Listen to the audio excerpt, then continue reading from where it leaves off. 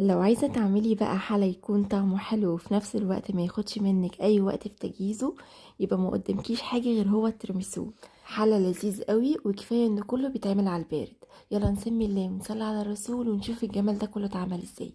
اول حاجة هنحتاج اي نوع بسكوت سادة. زي ما انتوا شايفين كده، انا كان عندي انواع كتير من البسكوت لميتها كلها. عايزة تستخدمي نوع واحد تمام، عايزة تعملي زي اي انواع مختلفة عندك مفيش مشكلة، الوصفة مش هتقول لا. وبعد كده جهزت كوباية كبيرة من اللبن بس يكون سخن. سخن يا جماعة بس لكن مش مغلي. ونزلت عليه بمعلقة كبيرة من أي نوع قهوة سريعة الذوبان موجودة عندك. زي اللبن يكون سخن عشان القهوة تدوب معاه. بعد كده سبته على جنب. دخلت في الخطوة التانية وهي تجهيز الكريمة.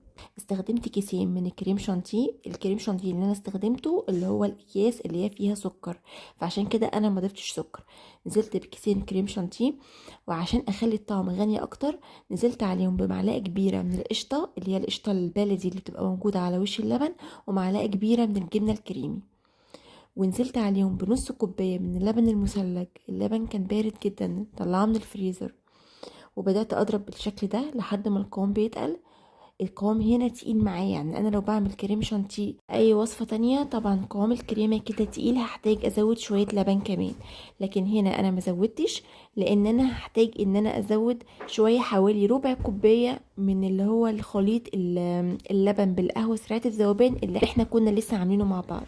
فده خفف معايا القوام وظبط لي قوام الكريمة بالشكل اللي انتوا شايفينه ده. هو ده القوام المظبوط اللي انا عايزاه. بس حلو قوي كده، انا كده خلصت الكريمه. هسيبها بقى على جنب. وده اللبن بالقهوه سريعه الذوبان. ومعايا البايركس بتاعي او الصينيه اللي هعمل فيها. اول حاجه بعملها باخد بسكوت الساده، بحطه في اللبن بالقهوه واطلعه على طول، ما سيبوش كتير عشان ما يبوش، يا دوب انزله واطلعه على طول. بعمل طبقتين على بعض. انا كده خلصت الطبقه الاولانيه، بعمل طبقه تانية زي ما انتوا شايفين كده. ما بين كل طبقتين بسكوت بحط طبق من الكريمه.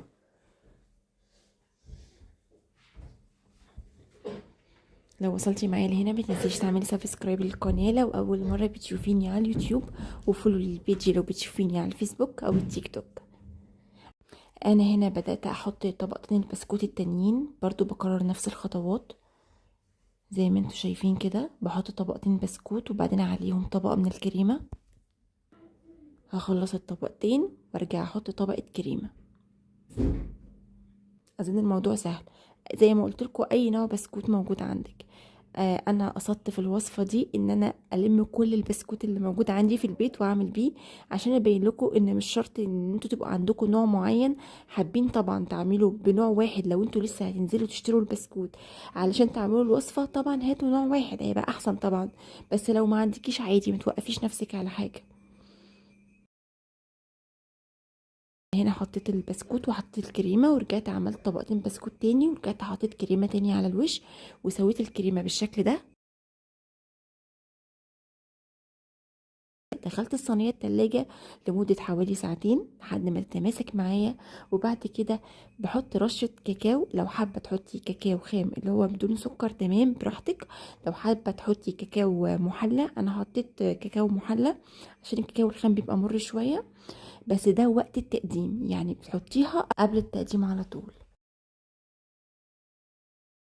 يلا بقى نشوفها مع بعض.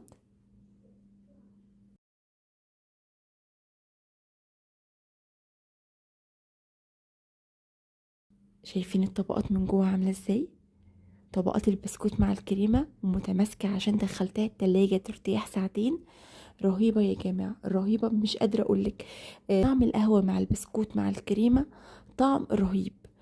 لو بتحبي تشربي القهوه هتحبي الطعم ده قوي.